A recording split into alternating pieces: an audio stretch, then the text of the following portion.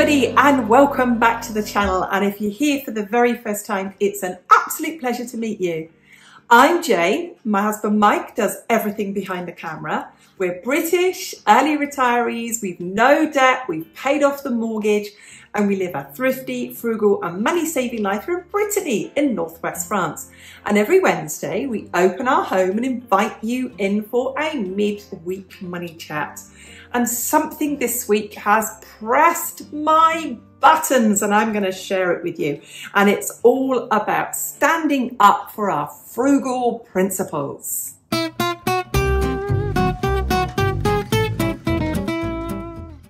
You know me, I do like to be reflective, and it's a funny old world, isn't it? And you can come across people who, for whatever reasons going on with them personally, they can have resentment or bitterness or jealousy. I don't know what it is. It's something that's going on for them against anybody that they feel has got, you know, 5 pennies more than they've got. They have the sort of same resentment of people who've got 5 pennies more than them as they might have for somebody who has 5 billion more than them. So, you know, when you come across people who can be judgmental of the way you live, the fact that you've saved money, that you are on a budget and all of those things, you can come across that. You can come across people who are just don't understand you, who can come across as judgmental and who can come across as really quite bitter.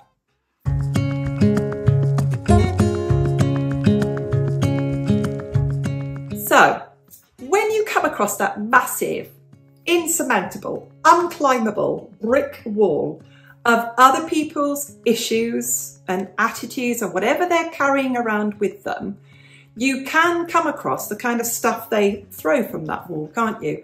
And often it can be ill thought out or glib comments. They might sound like, well, of course you can afford it.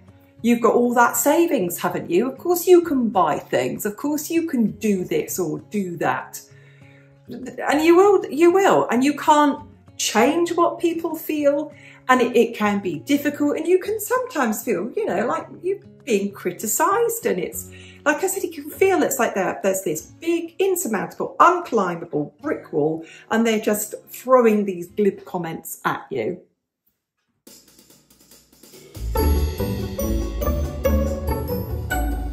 So, when you get this attitude from people, the inside of me, the inner Jane, the inner dialogue of Jane is actually in there saying, would you just sod off? But politely, we don't do that, do we? We feel as if we owe people some kind of explanation. And we just do it. It's just socially always what we do. Oh, well, you know, we've got a budget, we've got a savings plan, and we've got a forward budget, we're thinking of this. And you realise that when you're saying this, that all they're hearing is blah, blah, blah, blah, blah, blah, blah, blah, blah. And you're actually talking to that unclimbable, insurmountable brick wall.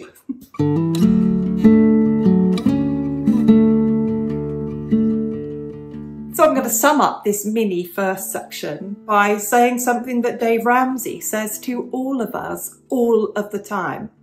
Never, ever take financial advice from broke people. And we know they're broke if they've got no savings, that they're living paycheck to paycheck, or month to month, or hand to mouth.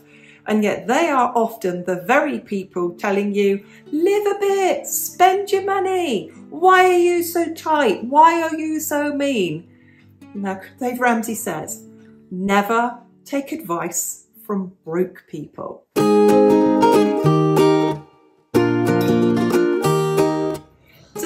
Part, standing up for your frugal principles, and when we stand up for our frugal principles, is to remember before we get into some kind of discussion or debate with a brick wall, is that actually we don't have to say anything at all. And often when people ask us the question of why do you do this, why do you budget, they already know the answer. Because it's your personal choice, because it's my personal choice, because you choose to, or I choose to. And when it comes to what we do or we don't do it because we don't want to do it, and we do it because we choose to do it. You don't owe anybody an explanation If they press it, just turn around and say, because it's my personal choice and I do not owe you an explanation.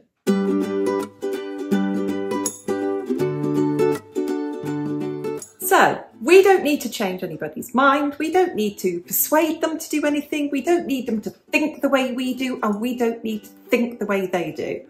But we just have to hold on to our own principles and our own values. And remember this, our reasons why we are frugal. And Mike and I talked this morning before we put this script together. We budget for tomorrow so we are not broke.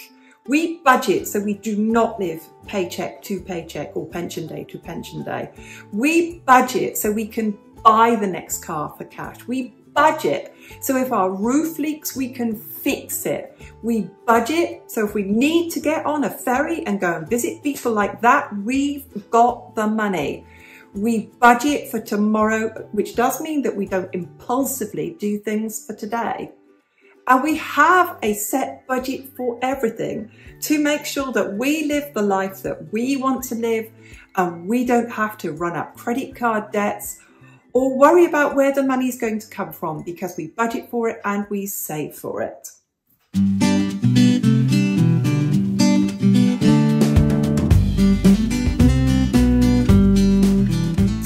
So people will think what they think, they will judge what they judge, and there's not a lot we can do about it. We can just let them get on with it.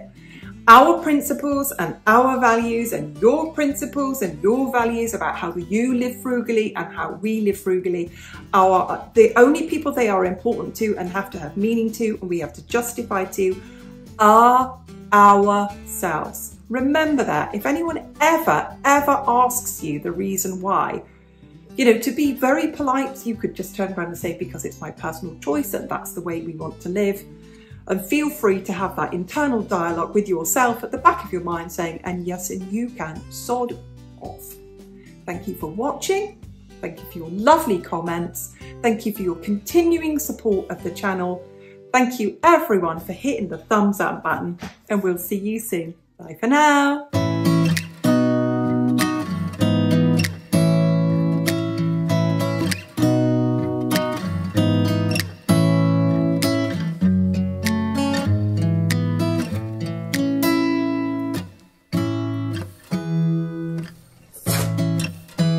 Bless you.